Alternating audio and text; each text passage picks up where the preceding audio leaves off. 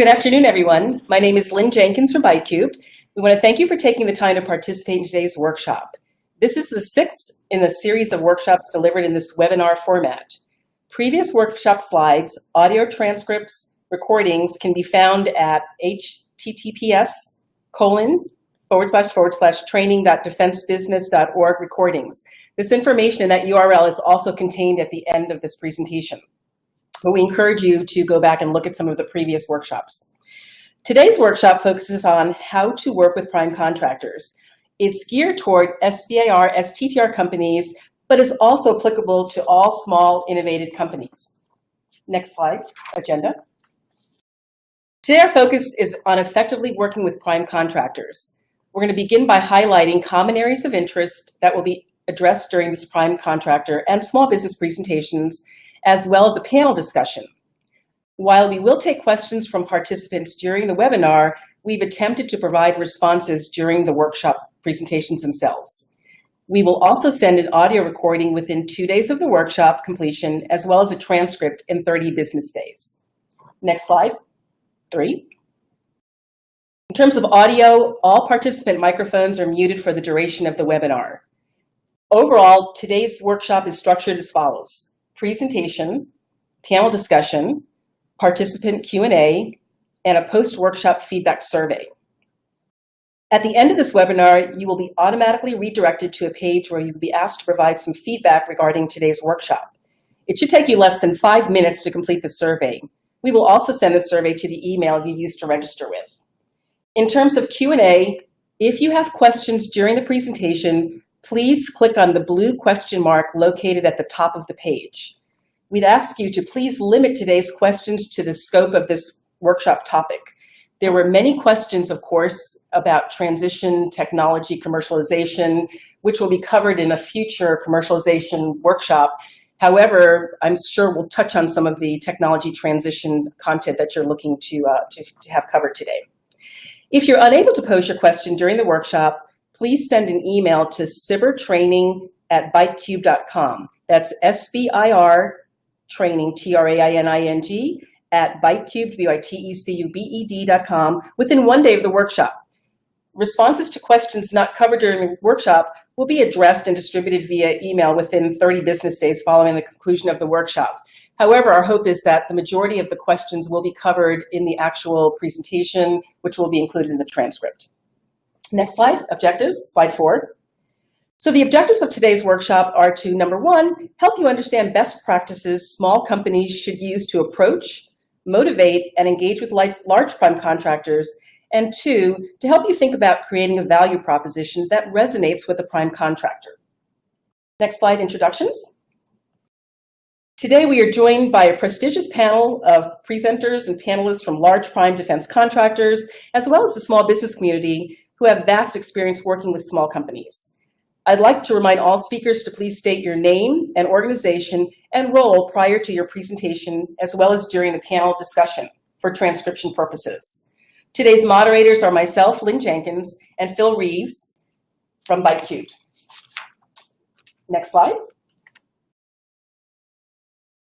In terms of the audience for today's presentation, as I mentioned earlier, this is directed to sitter, so sitter companies that are trying to transition into programs of record, transition or commercialize their technology, as well as companies that are non-SIBR.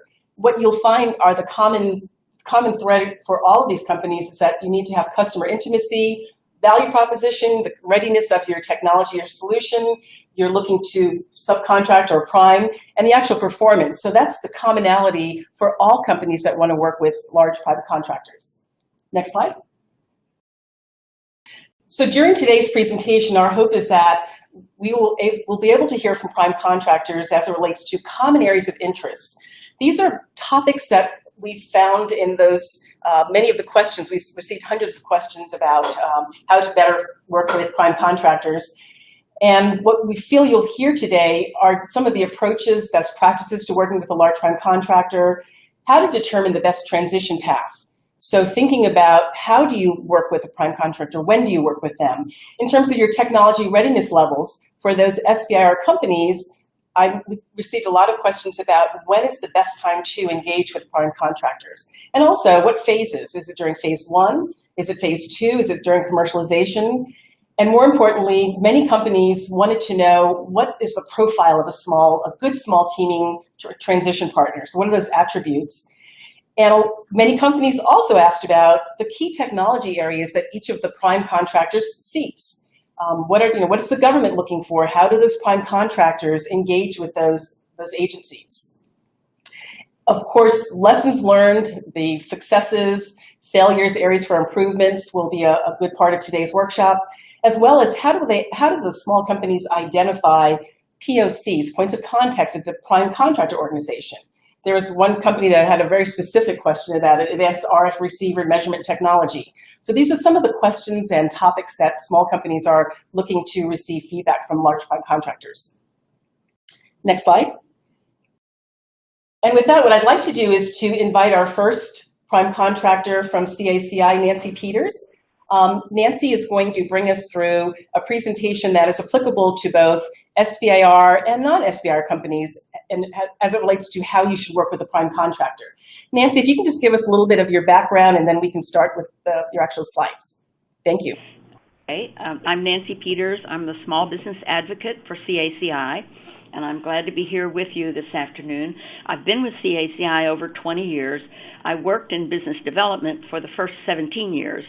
And so I know very much about what you're going through in terms of developing business with the federal government. For the last 3 years, I've been in the role of small business advocate. Next slide. I'm not going to walk through this. You can look at it later. We are a prime contractor. We call ourselves a large prime contractor, but I would say in terms of size, we're more of a teenage tier 1 instead of like some of the larger companies that are on this panel. We work primarily with DoD. About 60% of our business is DoD, and the rest is Intel and civilian agencies. We're across the Intel community, and we're in several civilian agencies. Our focus is DOJ, DHS, VA, and HHS. Next slide. We have 12 market areas that we serve. Some of them a little different from the normal prime, but they have historically been areas of expertise for us. And it's good if you know that your capability fits in one of those areas when you contact us, because it makes it easier for us to put you in touch with the people who might be interested in your capability. Again, I'm not going to walk through all of these right now. This is more about you. Next slide. One of the wonderful things about the government is it's very large and it's very complex, and there's a lot of customers that need us, but there's so much, and you cannot go after all of it at once. You'll go crazy. So the first thing you really need to do as a small business is identify 1 or 2 agencies and understand what their mission is, understand what they do and how they spend money, and that they have money. You need to develop a marketing and call plan. You need to start networking, hopefully with people in that agency, and building some relationships. You need to have some basic stuff in your pocket, like your D&B number, your cage codes, your NAICS codes, because they'll be interested in knowing that, and make sure you're registered in SAM so people see you as legit. Next page.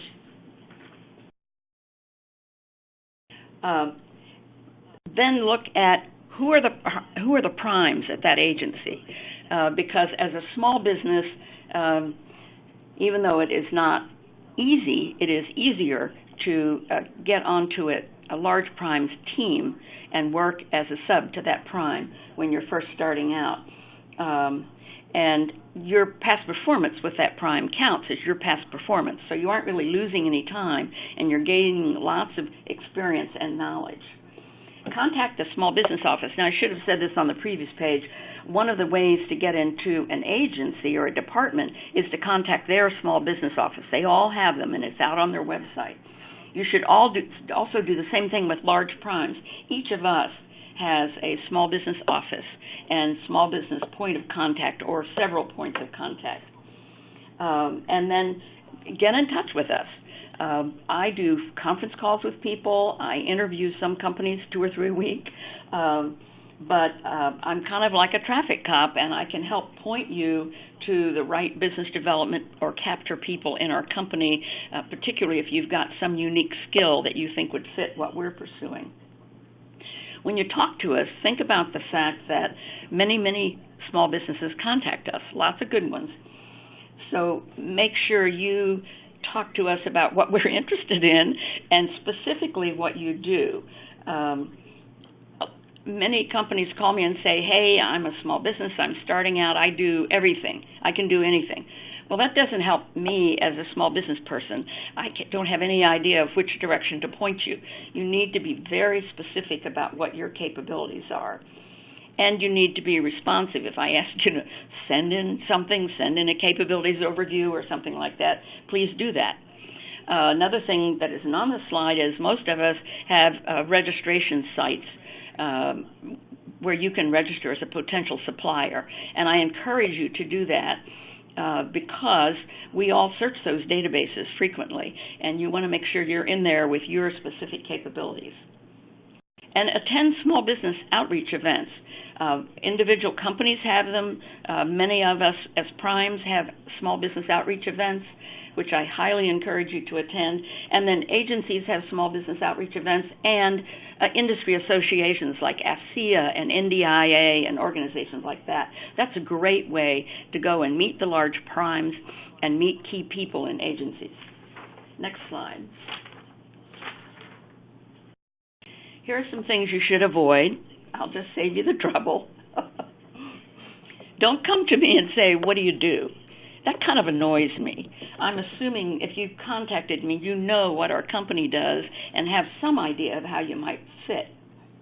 The other thing is, even though we all have socioeconomic goals that we have to meet, as do the agencies, don't say the first thing to me is, I'm a hub zone. Now, I'm always looking for good hub zones, but I don't want to know that about you first.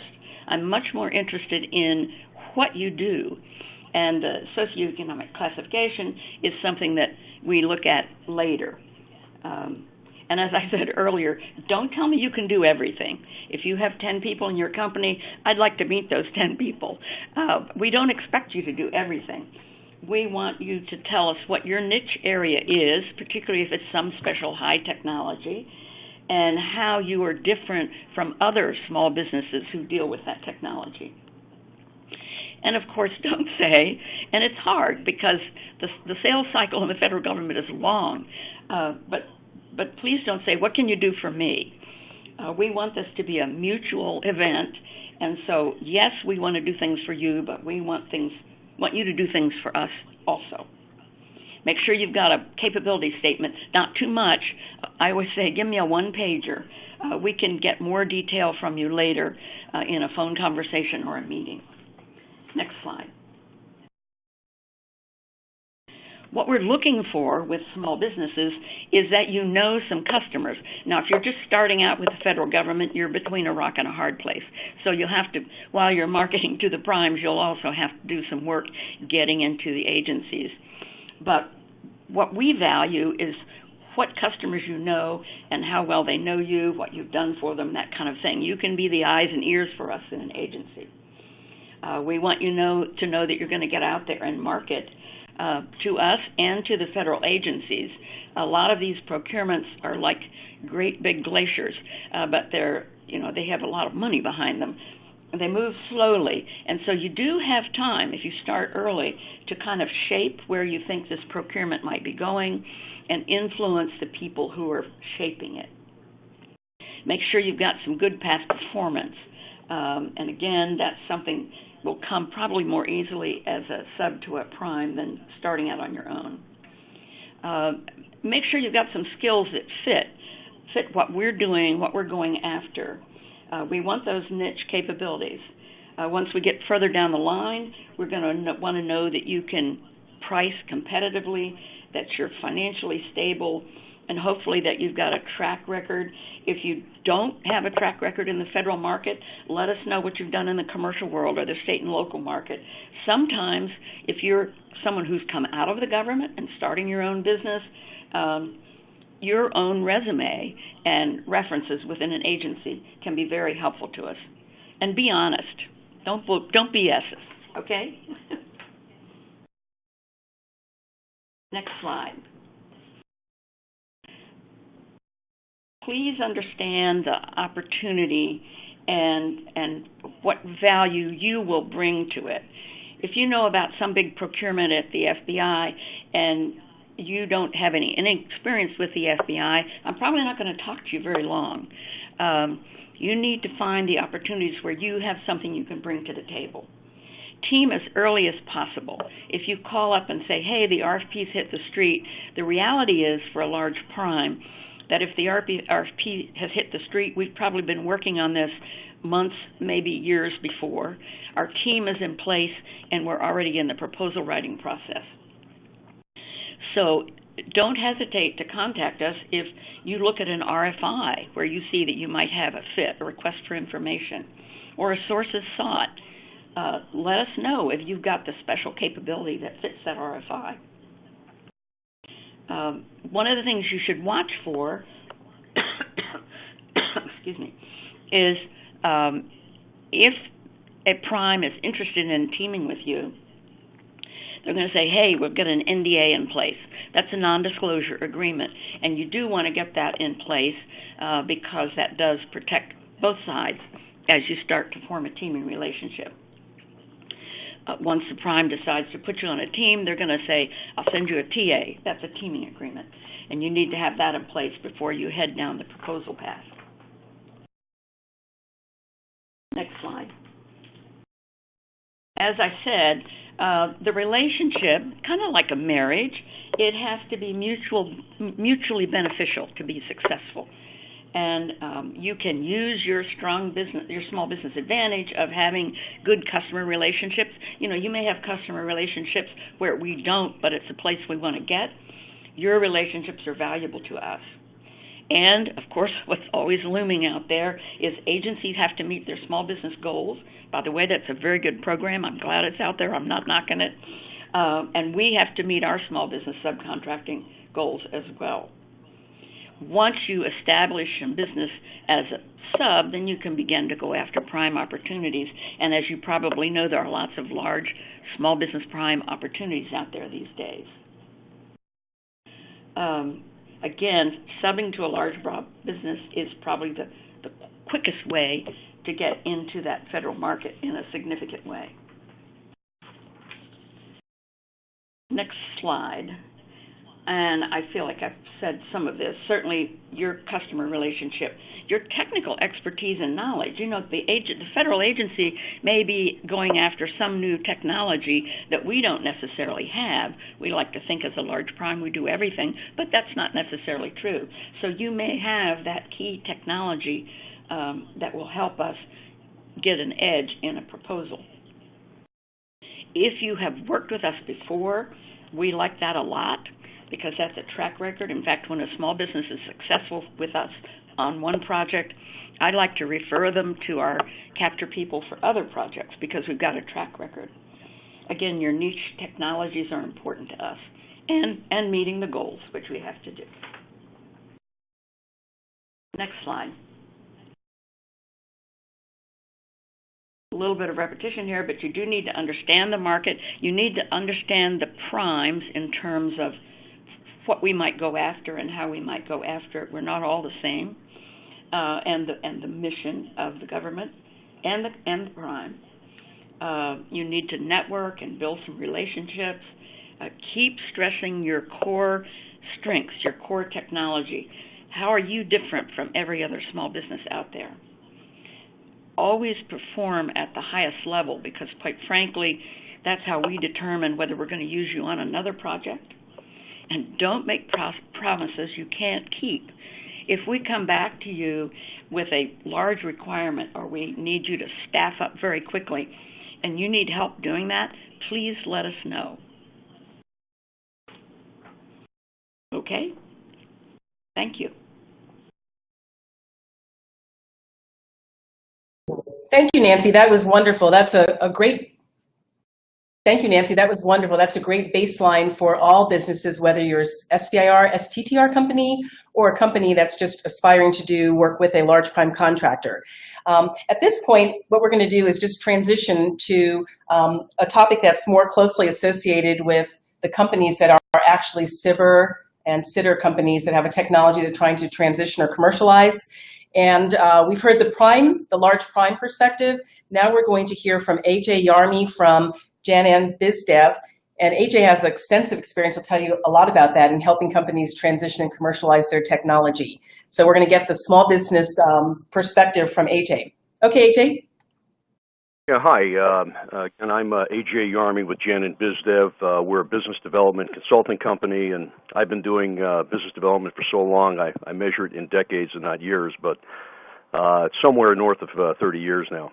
I've worked in the past for several primes as well as several small businesses, and principally we work with small to mid-sized companies, but occasionally we have done work with a few large ones. So I'm going to go ahead and start out here by providing you a little bit of information from a smaller company perspective in terms of working with a prime, and it's complementary to what Nancy and the other Nancy talked about and what the other primes are going to present. So these are just two examples that I'm intimately familiar with. Two companies. The first one, Company A, is a company that I actually was an employee of and worked for. And we went through the SBIR process. We did a phase 1 and a phase 2 with an Army organization.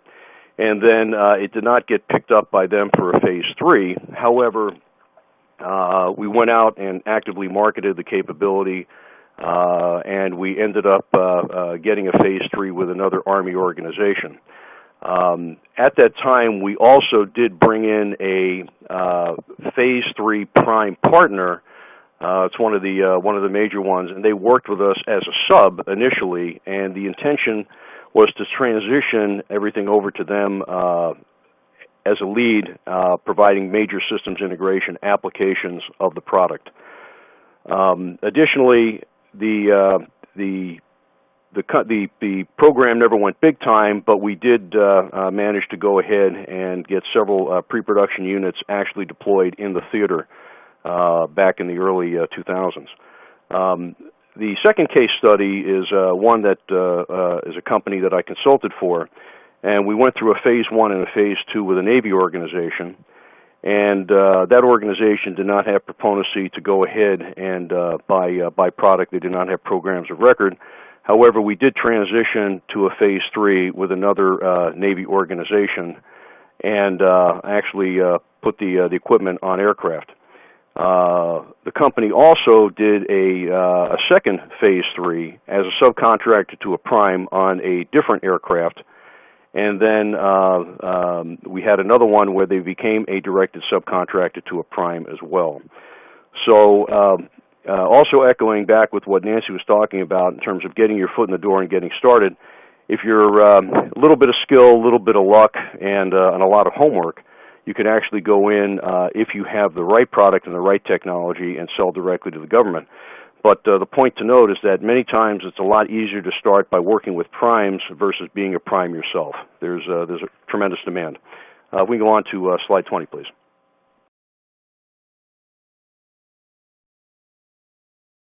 So before we jump in here, there's a number of best practices that are out there. Anybody can go out and buy a book or look things up on the internet, and you can try to put them together. But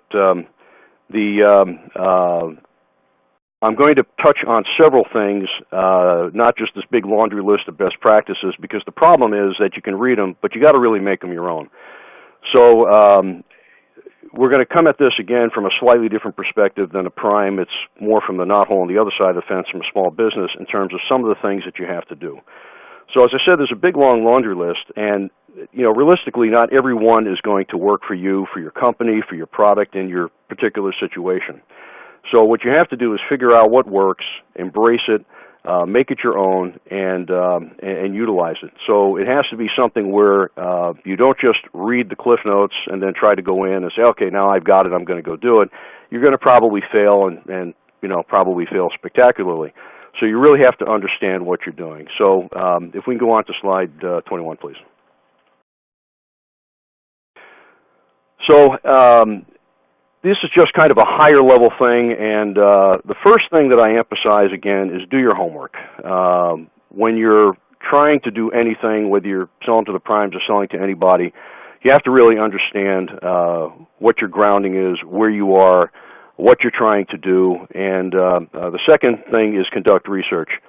So, and I apologize, the next 4 bullets actually should be sub-bullets on the research side, but people tend to not really dig deep enough, for example, when they're using search engines, Google, Yahoo, Bing, all of it works. But you have to change your search terms, and you have to think a little bit outside of the box from what you normally do.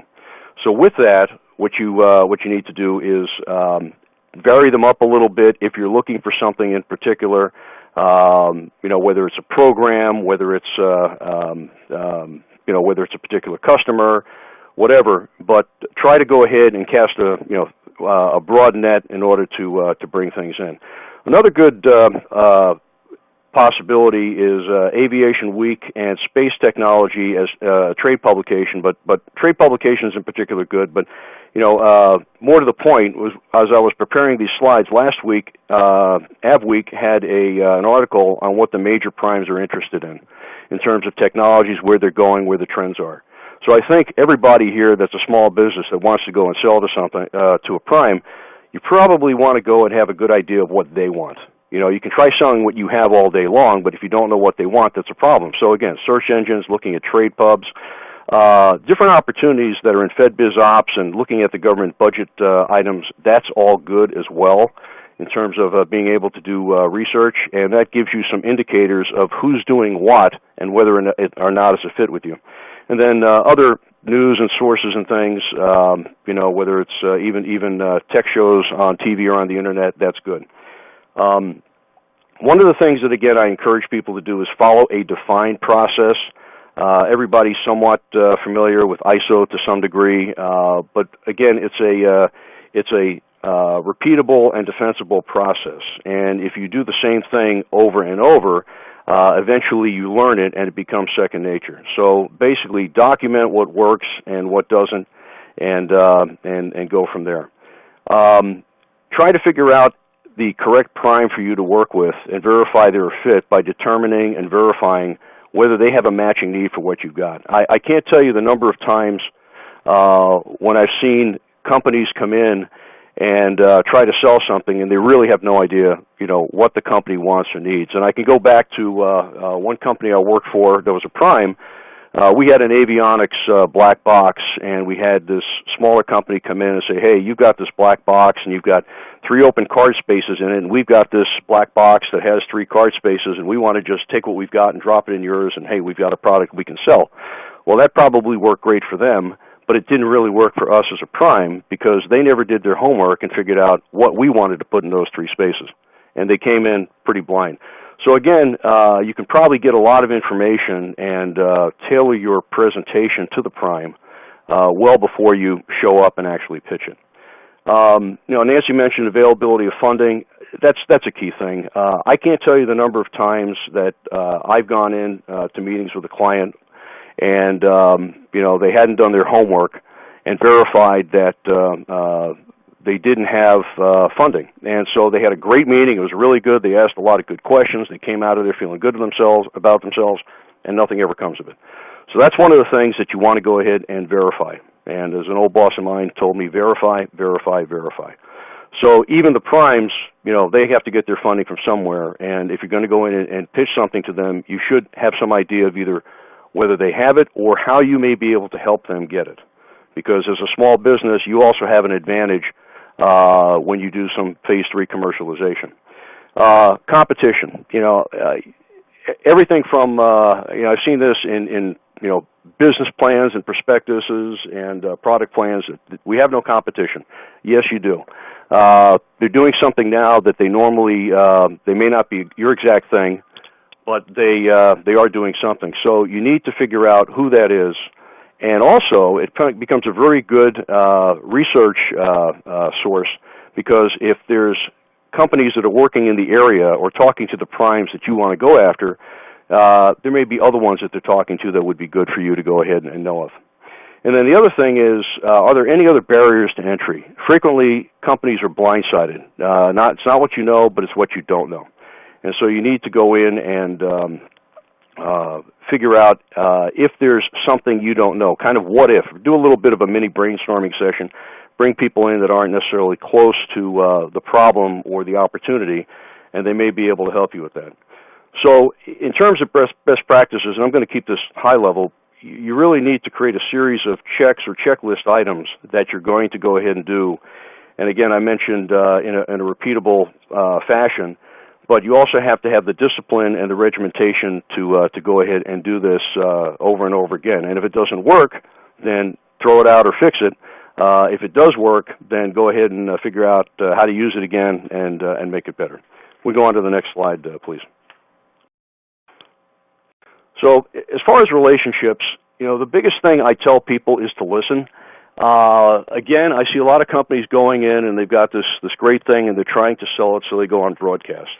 And then again, it goes back to the end of the meeting. Wow, the audience was just wrapped with attention. They didn't even say anything at all because I had it all covered. No, you didn't give them a chance to speak. So you need to do things like listen to what they have to say. Give them an opportunity to talk. It needs to be an interactive dialogue. There's transmitters and receivers and transceivers, and you really need to be a transceiver on things. So the other part of it is finding where you need to go in terms of to create opportunities and who you should be talking to. So companies that are dealing with SBIRs and other programs, I suggest starting with your known relationships if possible, like with your TPOC. But you already have people that know things that you don't, so utilize them as a resource. Again, going back to researching your target prime, I mentioned a number of different things that you can do, but the other one I didn't really go into too much from a best practices standpoint is utilize people and connections. And LinkedIn's out there nowadays. Somebody knows somebody. And years ago, I used to say that I could get to any person that I needed to talk to within about 6 phone calls, and as the internet became ubiquitous, a combination of phone calls or clicks or whatever else. So you can get that information, even if it's more detailed verbal information from somebody that you know. I'm not going to go over this too much, but small business liaison offices are good. Program offices, project managers, engineers, and even business development personnel are a good source of information. And this is a good segue into talking about attending trade shows, conference, and other technical venues. Occasionally, two things that I see come out of there. There's actually a lot, but two main ones. One is if I'm trying to get into a company and I have not been able to go find exactly who the right person is to talk to, you can talk to somebody at a trade show, and they might say, "Oh, you need to talk to John Smith, and he's the guy that knows all this stuff." And you may get his email or phone number, or the person you're talking to will give that to you. But that's one way to start going ahead and getting to the right person inside. And the nice part about it is that it becomes a warm call, not a cold call. So you've got somebody that literally is a referral bringing you inside. The other thing is that as you go through there, walking the floor or attending presentations, is you hear things that may help you in terms of figuring out how to make what you're offering better. Whether you say something, do something, an opportunity, it's just a good thing to go ahead and do. Next slide, please. So in terms of finding the opportunities with the primes, I think a lot of what I've talked about in terms of relationships and doing homework, that kind of leads into this. But the biggest thing to understand is that there is no one-size-fits-all solution. So I hear a lot of, this is a great technology, I love it, everybody's going to go ahead and want to buy it, the primes are going to be knocking on my door. Well, they don't. And so you've got to figure out exactly, again, this goes back to doing the homework and doing the research, why they want to go ahead and use your product or your technology, and how. So you need to go in and take a look at the programs, again, that the primes are involved with, funding, the interest, who their customer is. That's all, and I'll tell you, one of the things, and I'm not going to name the prime, but they love it when I've walked in and said, hey, we've got a customer, we can't deliver this because they want it as part of a larger system. but we have something that they want and we need help. Well, it definitely guarantees a good relationship. I mentioned competition also, but again, seeing who the primes are working with and buying from and what they need and the types of specs and technology. Also, that's another way of going ahead and seeing what opportunities may be available for you. And then one of the problems that I also see is that, for a small business standpoint, is that there's a bit of a lack of a situational awareness of the exact environment and playing field. And part of it's because, you're a small business, you haven't been playing at the level that the primes are, and have the contacts and the connections and even the program involvement. So, again, that's why it helps to ask questions, to not ask yes/no questions, but to really get into dialogue where there's, paragraphs of information exchanged to find out exactly what if what you're trying to do and what you're trying to target is right.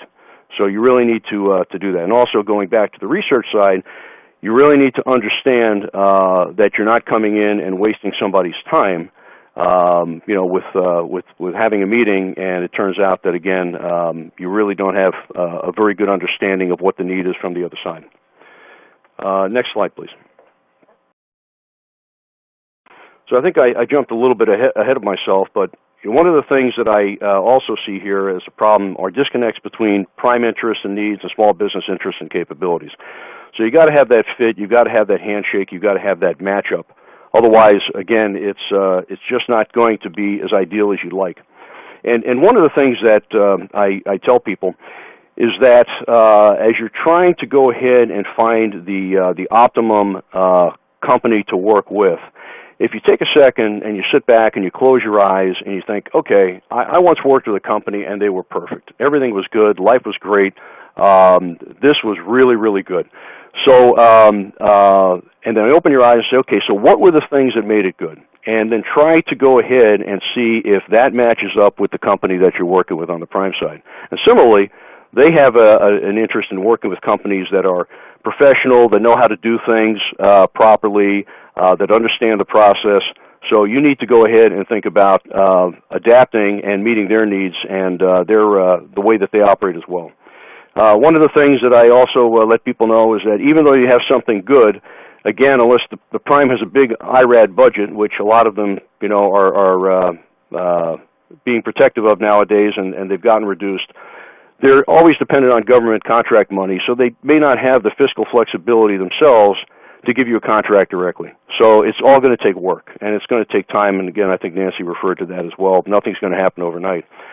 And so another one is the timing of your product development may not fit in the prime schedule. It would probably be a good idea before you go in there to understand what the prime schedule is and see how you can make yours match or be a better fit or see where the insertion points may be for the technology. Another one is that the company may have an alternative or preferred technology to what you have that, again, it may not, you may not present an opportunity for you. So that would also be good to know before you go in. Whereas another company may not have a solution that you in turn may be one. And then there may also be a bit of a credibility gap about your company. There's always going to be a learning curve. And, as with relationships, it's getting to know you. And so you're going to have to go ahead and work through that. And then finally, you have to focus on a win-win partnership with your prime.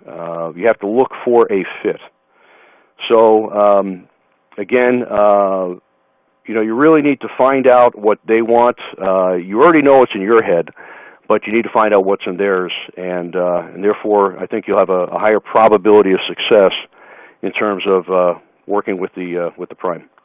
And that wraps up my section.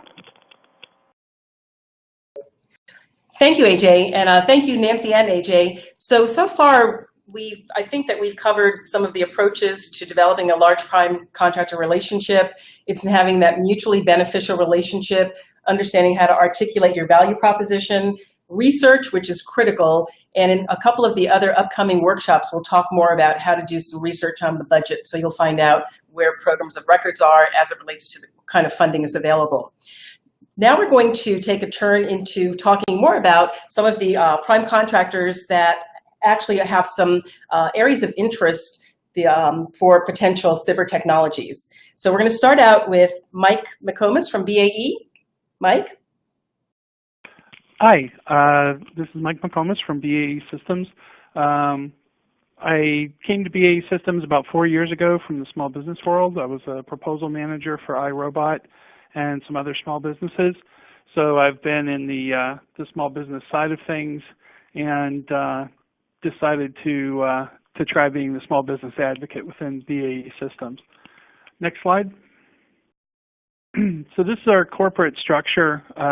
BAE Systems in the U.S. consists of 3 operating companies: Electronic Systems, where I sit; Platforms and Services, which is platforms are large things that move, like armored personnel carriers and ship repair and things like that. Intelligence and Security is exactly what it sounds like. These 3 companies operate under BAE Systems Inc., which is our U.S. company, and we have a special security agreement with BAE Systems PLC, our UK parent company, so that the only thing that goes across the Atlantic is financial information, not technical information. So for all intents and purposes, we operate as a U.S. company. I'm going to ask to skip down to slide 29.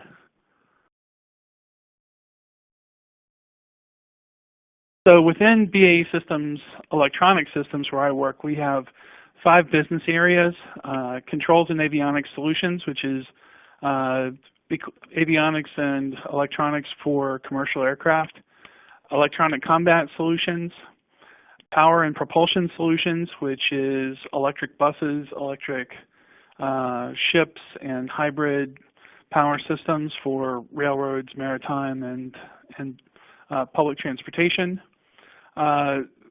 C4ISR Solutions, which is our communications and surveillance systems; and then Survivability, Targeting, and Sensing Solutions, which is probably our most diverse business area, with everything from handheld soldier systems up to protection systems for aircraft. And in the middle of all of this is our FAST Labs Research and Development Organization. FAST Labs is made up of several different smaller R&D companies that we've acquired and have put together to work as an internal R&D shop. Okay. The next several slides are about the individual business areas. I'll let you read through those on your own. So if we could skip down to slide 35.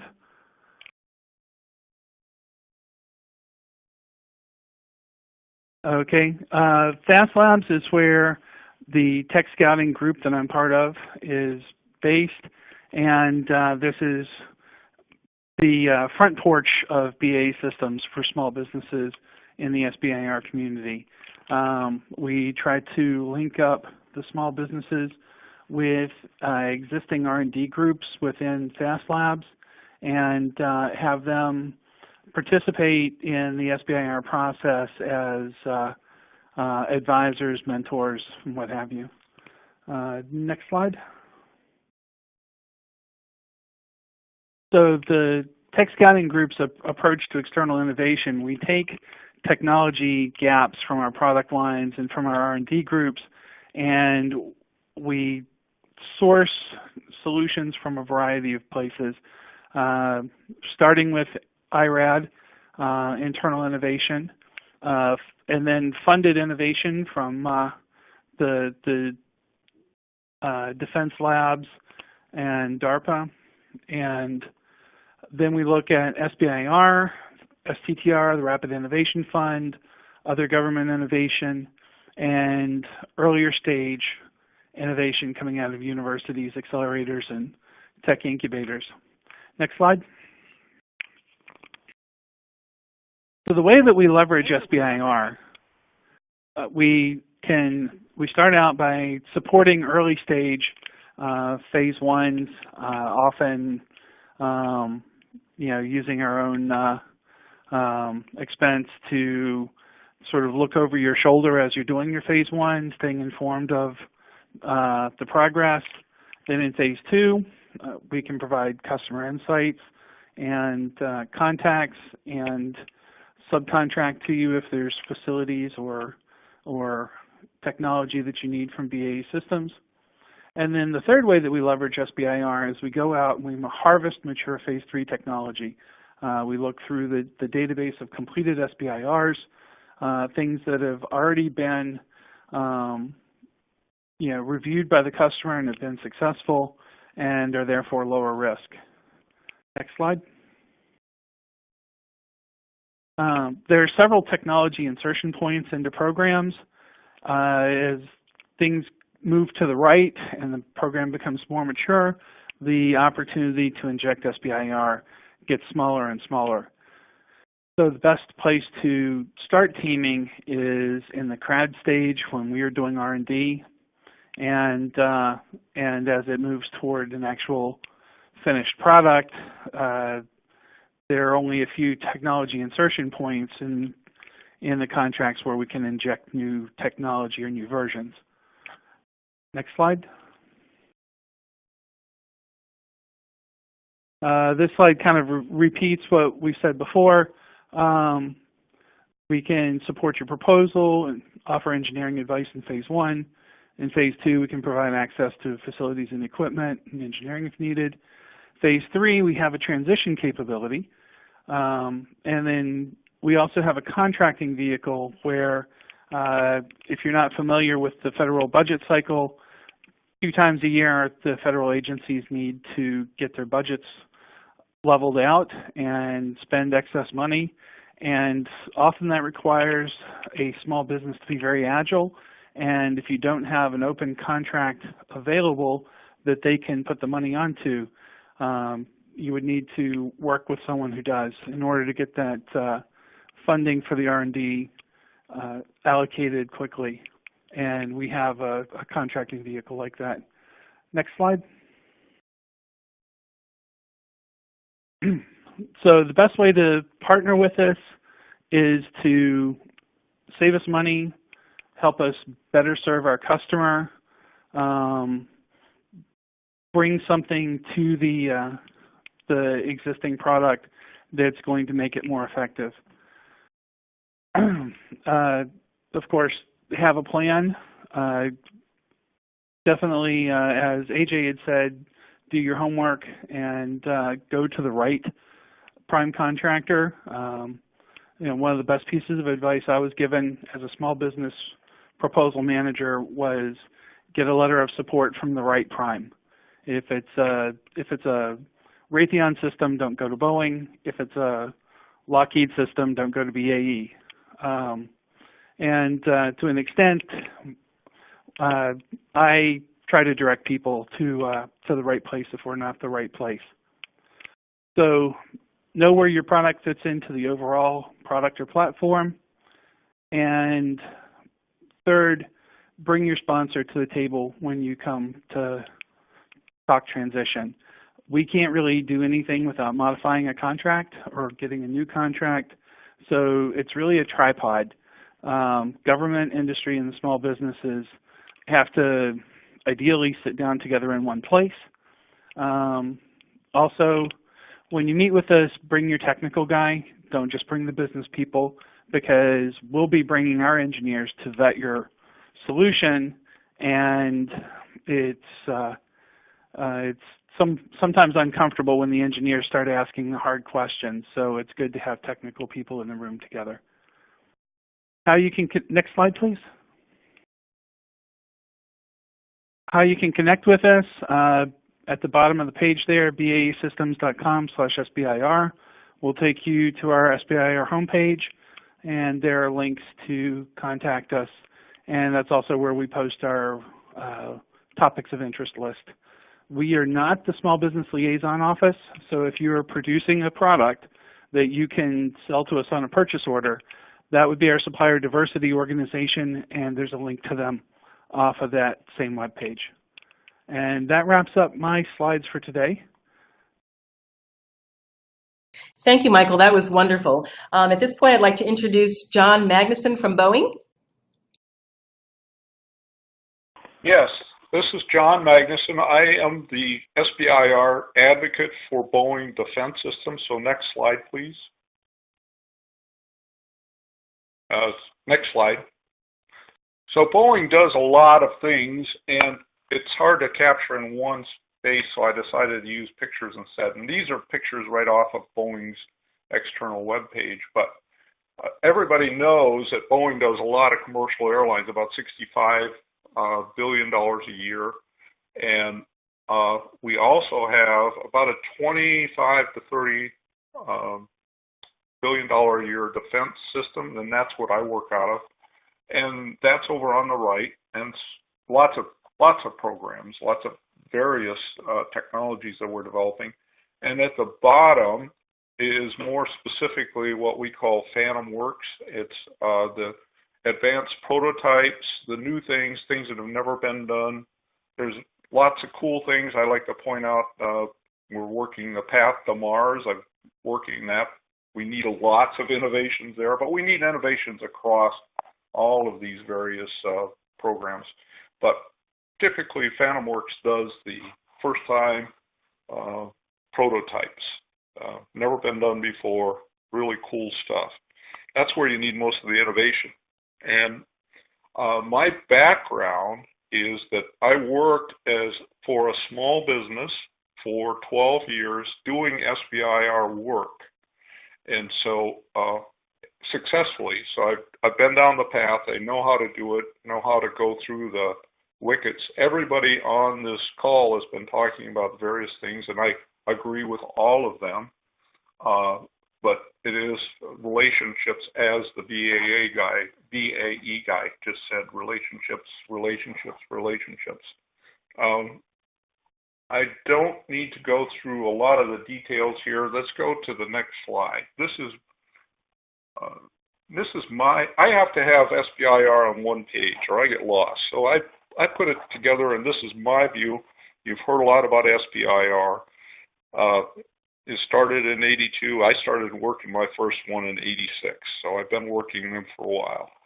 And the real bottom line is the SBIRs come out of a government need of some sort. They write their objectives. They have a government doctrine. Then the various R&D groups work on figuring out how to get the government the objective they need. And then there's always technology gaps, things that need to be done in the future. Path to Mars is a perfect example. And they solicit small businesses, several times a year. They do a solicitation, about 1,500 a year. And small businesses then propose. And how do we get involved? If you look at the bottom bright blue, Prime Contractors are looking at the solicitations, at the topics the government thinks is a technology gap. And the government needs an innovation there, and of course we're interested. So for phase one, we will supply a letter of interest to a small business that may align with the topic that we're interested in. Of all the topics that come out every year, about 40% of them are topics that Boeing has got a vested interest in.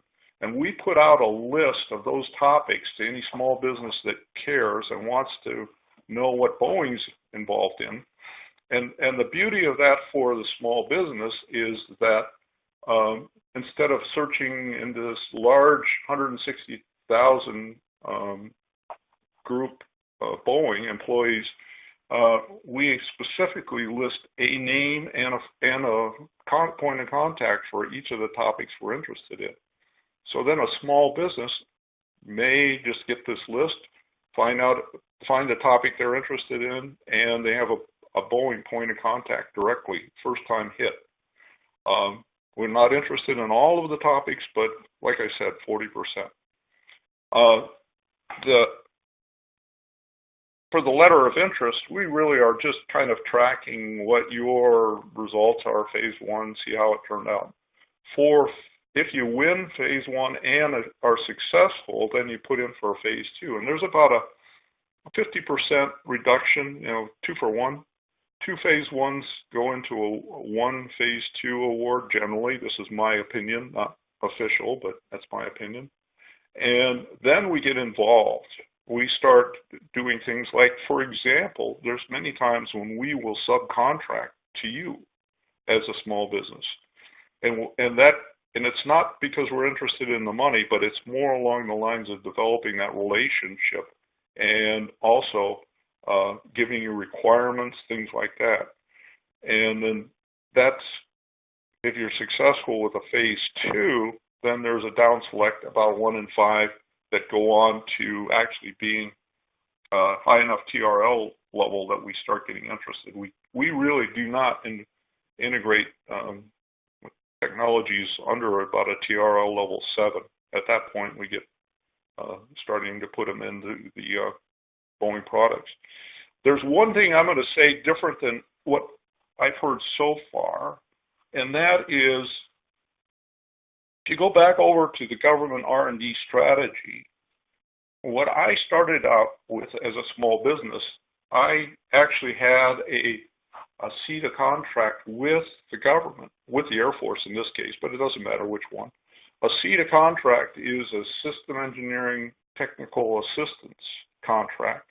And so I was in behind the curtain on the government side doing R&D as a CETA, and then going over and working SBIR tasks.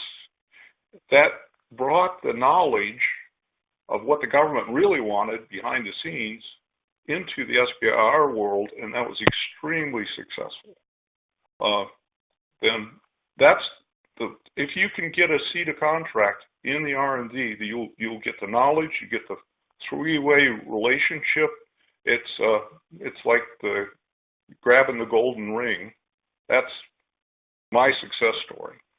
Now, then after 12 years at the small business, the owner sold the business and retired, and I already had a contract with Boeing, independent, a phase 3 contract with Boeing, and so I just said,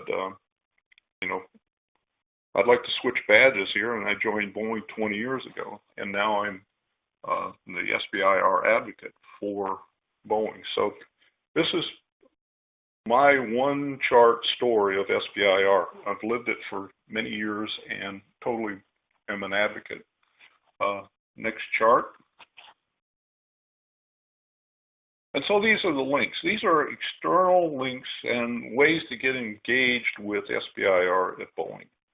We have, I'm going to just briefly discuss it. We have Horizon X, which is, I'd call it a venture capitalist group, which they provide startup funding, non-traditional partnerships, and we're really looking for disruptive innovations. And there's the web link to it, so you can connect directly. Bring your ideas. There's nothing too crazy. It's impossible to be too crazy to put it into Horizon X. Then the SBIR work that we will support a letter of interest if your proposals seem to fit our overall strategy. And then and the email link is to the small business point of contact, Douglas E. Woodson at Boeing.com. And then, of course, Boeing has approximately 20,000 suppliers across the Boeing enterprise, and so we are always interested in finding new Boeing suppliers. So that's the web link on the bottom. I think that's my 10-minute shot, so I'm going to pass it over to the next person. Thank you, John. At this point, we're going to turn the presentation over to Craig Owens from Lockheed Martin. Hey, how's everybody doing? This is Craig Owens. I am the SBIR Program Manager for Lockheed Martin Corporation, and I'm also the Business Area Lead for Lockheed Martin Aeronautics. I'm going to go to slide 48. That's titled "Leveraging External R&D Sources." And honestly, I've heard both Mike and John pitch, and we've done many panels together. as far as how we work with SBR companies, there's not a whole lot I can add. They covered it really well. So I'll try to be a little specific more about Lockheed's needs.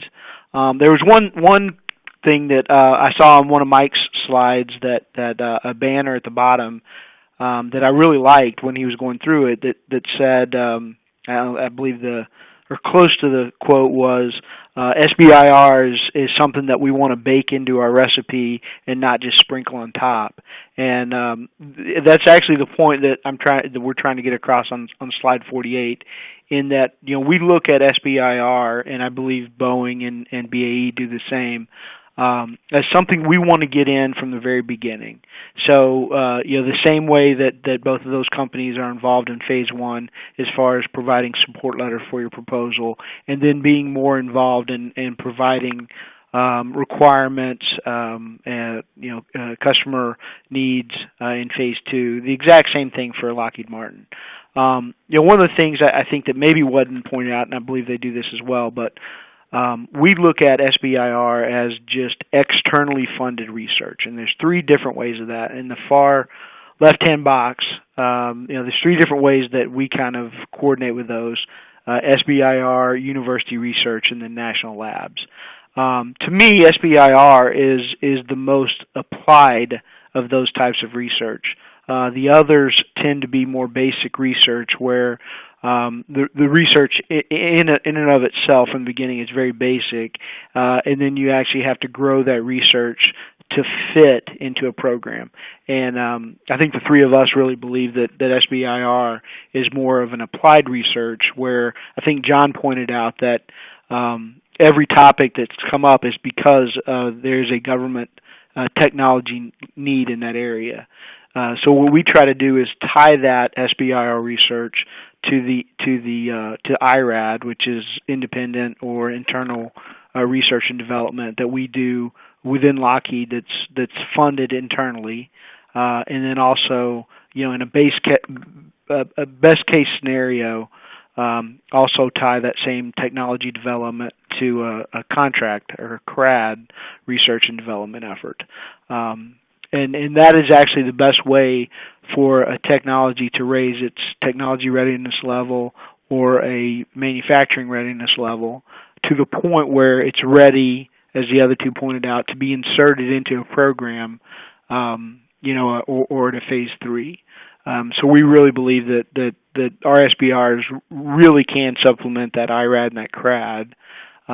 And in the very last line on the banner on the bottom, the reason that we do SBR is because it does provide innovation, and it has proven to show affordability into our programs. Next slide, 49.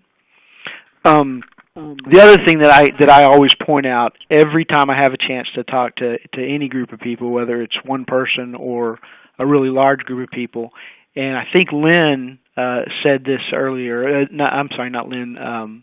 The person talking from CACI said this earlier.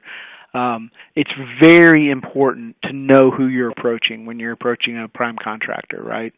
So if you do just a little bit of homework and don't go in blind and know what Lockheed Martin does, or what BAE does, or what Boeing Defense Systems does, if you get a chance to talk to them at a conference in a one-on-one, or they walk up to a exhibit booth that you're at, if you have a little bit of that understanding of what they do. And so the top part of this chart on chart 49 kind of shows what our mission is as a team, the things that we do: build long-term relationships with small businesses. We have a number of SBR companies that really we look at as solution providers. We realize as a large prime contractor, we don't always have the best innovation. We don't always have the answer for everything we do. I think there's been a lot of times where we sure think we do, but we don't. There's an example right now on one of our major programs that technology that we've developed through SBR Phase 1, Phase 2, and then some enhanced funding to that, is providing us a capability that is key in the manufacture of that program, that we can't go and get anything else. It's not an off-the-shelf capability. So they're really providing us innovation for us to meet that customer's needs. And that kind of points to the second bullet as well. And then, the fourth bullet, I guess the thing I want to point out, where we've really seen some effectiveness in this area is, the more that we get into the DoD, you're always going to hear about affordability. It's driven into us daily that we need to get affordability in our programs, and those SBR companies for us really come up with innovative solutions for how we can make our products more affordable.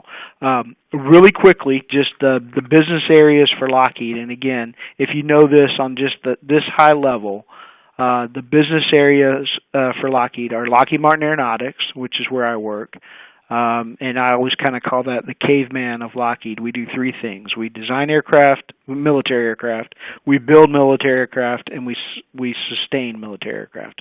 So if your technology fits into one of those areas, that's where aeronautics would have that interest. Missiles and fire control, again, pretty self-descriptive. If it's fired from or keeps fire from a platform, Missiles and Fire Control is the company that's interested. I also believe for all these business areas, there's more detailed charts on each one that I think Lynn will have on her website that'll show kind of the real needs and the programs for each one of these business areas. Rotary and Mission Systems, that is if you're aware, Lockheed Martin purchased Sikorsky a couple years ago, so that's where the Rotary came in. That used to be just Mission Systems, but we had to change the name to Rotary to include Sikorsky.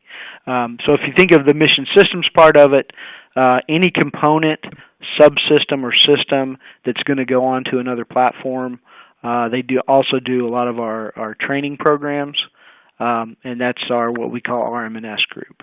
And then space systems, very self-explanatory. If it goes into orbit, or is involved in any kind of manned mission or anything related to satellite technology, that's part of Lockheed Martin Space Systems. So when you're approaching, whether it's any prime contractor, if you kind of know those basic things, and we all call them a little bit different, maybe a business area, maybe a business system, but if you know kind of those basic things that company does, and the platforms that they make or the products they make within those business areas, it really will give you an advantage when you're talking to those companies. Slide 50. For us, again, the benefits of leveraging the SBR program, and my counterparts at both Boeing and BAE talked about this as well. But and again, these all kind of fit together like a puzzle because there's very few places that you can go nowadays for a prime contractor that you actually have the capability to help manage an externally funded R&D program, and that's kind of what SBIR gives not only Lockheed but the other primes as well, as an ability to manage that program so that it eventually gets into onto your program of record. Like I talked about before, innovation, the solutions that are provided to us through SBIR, frankly, are things that for us kind of slip through the cracks or that we would never think of. And I think a lot of that is because for really large companies, a lot of times we tend to move like dinosaurs. That's when you have 100,000 employees, that's just what you tend to do. So that ability to move and think quick and innovate on the fly, we're really dependent on some of these small R&D firms to do for us. And SBIR is a great way to build those relationships.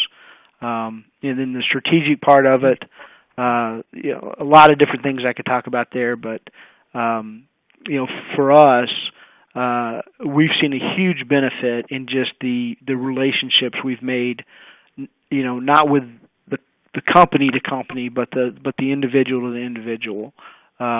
I always like to say that, Lockheed Martin is not a person, and people will come up and say, well, I talked to Lockheed Martin and they weren't interested in my idea. And the first thing I ask them is, who specifically did you talk to? Give me a name, tell me what business area they worked at. And a lot of times they can't say who that is. So always look at that on an individual basis, right? Because those technologies and those maturities are going to happen when those partnerships are made on an individual basis, right?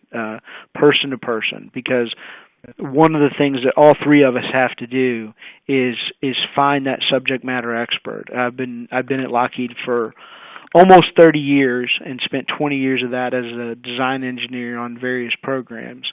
And then 10 years, I've actually been working managing the SBIR program. And then lastly, the customer relationship for us is huge.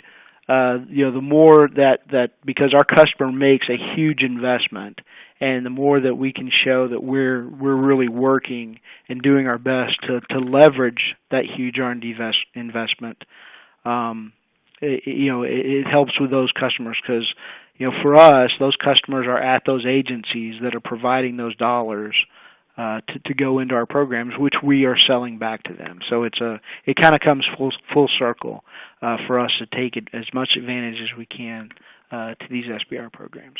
And I think that's right at my 10 minutes as well. So I'll yield time back to the moderator.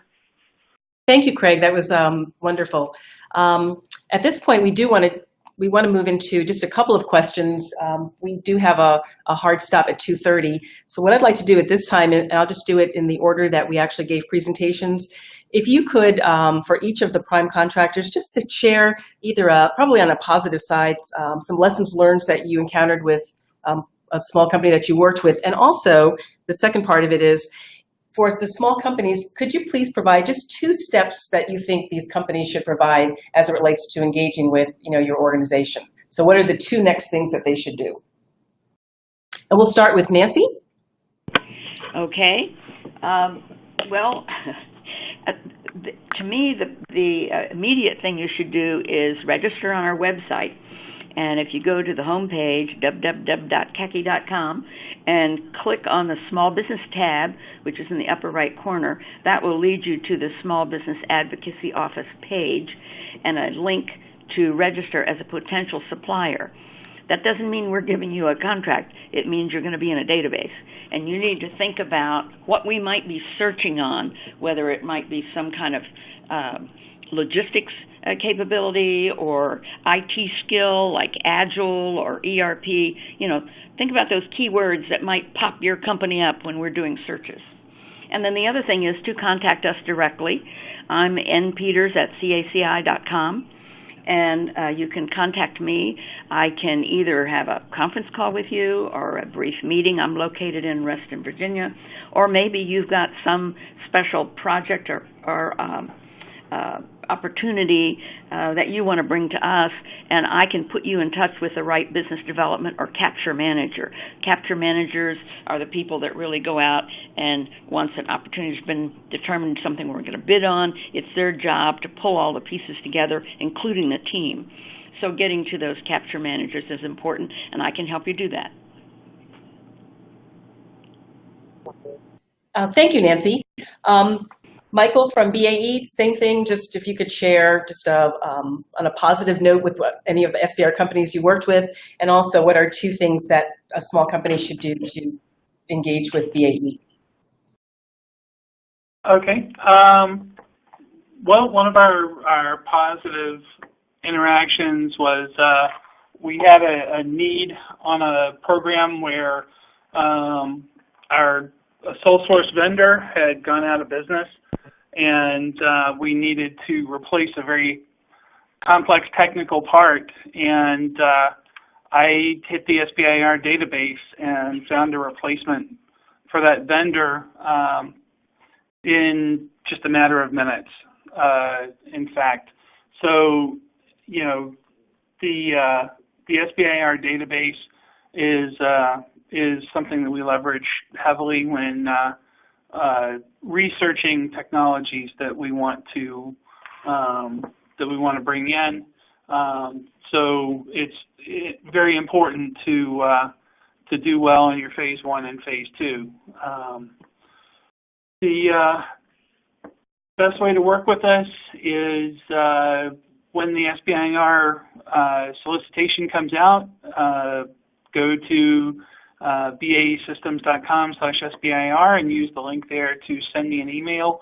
I don't always catch every single topic that we might be interested in, or you might be able to talk me into being interested in a topic if you have a really good approach to it.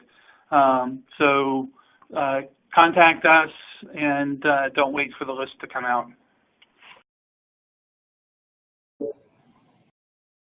Thank you. Next, John Magnuson from Boeing. Yes, the example, a very positive example, a small business figured out a multi-function, multi-frequency radio that specifically hit a customer need, and Boeing, didn't have a solution, so they came to us and to the customer jointly. It was a three-way relationship, and we used their MFRF for the proposal phase. Of course, their maturity was fairly low, and so then we developed a higher TRL level MFRF for the follow-on. But they essentially made our proposal to the government successful, and without it, I think we would have not won the fairly significant program. How to get in, what to do, and I already said this, but repeat it: know our customer, what our customer needs. If you can come up with a nugget that our customer needs, and we can work together as a three-way relationship and develop that innovation into a product, it's a win-win-win situation. And I already gave the point of contact information in the slide. Bottom line, innovate, innovate, innovate. And that's it. Thanks. Okay, thank you, John. And Craig Owens from Lockheed Martin.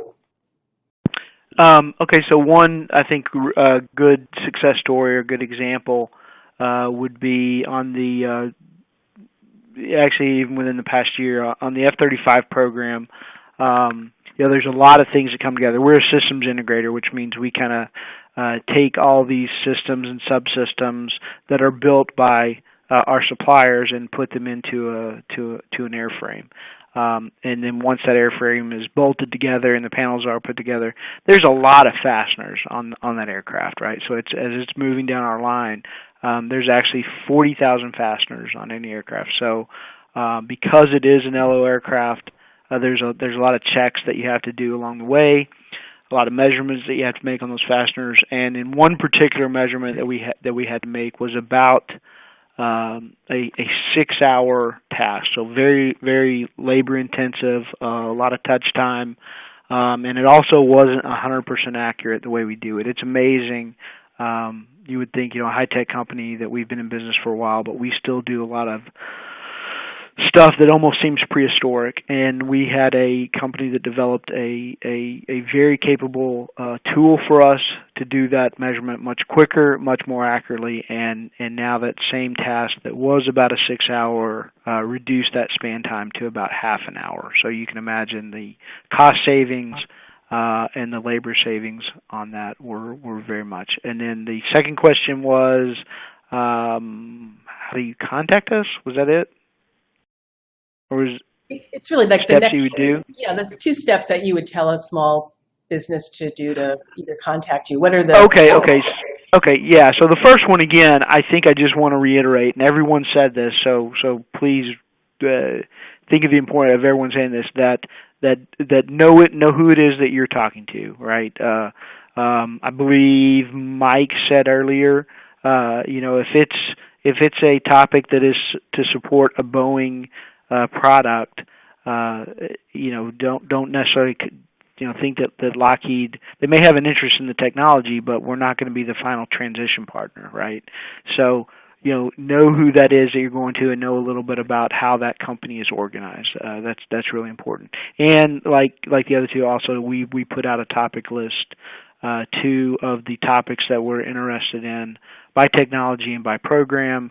And you can get to that through the link that's provided on the slides. Okay, thank you very much.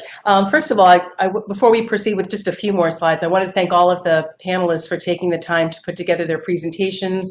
We looked at a lot of the questions that participants sent in advance and tried to address a lot of the questions, and I was making notes as we spoke, so I would advise you to review the transcript and the presentation, which will be sent out following the workshop, just to look for any kind of responses to questions that you had. I also wanted to mention that we did a previous workshop on intellectual property, so I would advise you to go to our website, and there's a transcript and presentation for a lot of the IP questions that were popping up today. So again, I want to thank all the panelists. At this point, I'd like to introduce Phil Reeves from ByteCube, who's going to just take us through the next few slides. Great, thanks so much, Lynn. Next slide, please. Next slide. Next slide. Next slide. Perfect. So thanks everybody for coming this afternoon. I really appreciate all the panelists and all of you. I wanted to take some time to walk through our upcoming workshops. As many of you know, this is one of an ongoing series, and I think this has been a great launch pad for some of what we have coming up. So in August 1st, we'll do a workshop about the DoD acquisition process and contracting essentials. And this came up several times today when we talked about budgeting, we talked about programs and how they develop. So all of that will be covered during that workshop. September 4th, we'll have our commercialization assistance program workshop, where we'll talk about how to move an SBIR forward through the commercialization process. And that includes working with primes. Finally, on September 18th, we'll do a marketing, business development, and capture management workshop. And this came up continuously today. So when we heard topics about customer intimacy, knowing how to identify a program, understanding how to get in front of a solicitation, all of those topics will be covered on that workshop. So at the bottom of this website is the URL where you can register for our upcoming workshops. I also wanted to mention the URL where you can find prior workshops and the recording of this workshop. So that URL is training.defensebusiness.org/recordings with an S. Again, that's training.defensebusiness.org/recordings with an S. And on that website, you can find prior webinars, prior slides, transcripts from all of our presentations, including this one. Next slide, please. These next two slides cover some events that we have coming up. Now, I wanted to point them out quickly to save the date. We talked a lot about meeting with government personnel, meeting with industry folks, meeting with prime contractors. So these events represent where some of those meetings can happen. So the first one is the Beyond Phase 2 and Mentor Protege Training Week. That's going to be in August in Orlando, Florida. You can find the registration for that event here. Next slide. This slide covers more information about what will happen after the week, but I'll let you read it at your leisure. Next slide, please. The next event I want to highlight is DARPA's D60 Symposium, and that's going to be here in DC, National Harbor, in September, and the registration for that website is provided on the slide here. Next slide, please.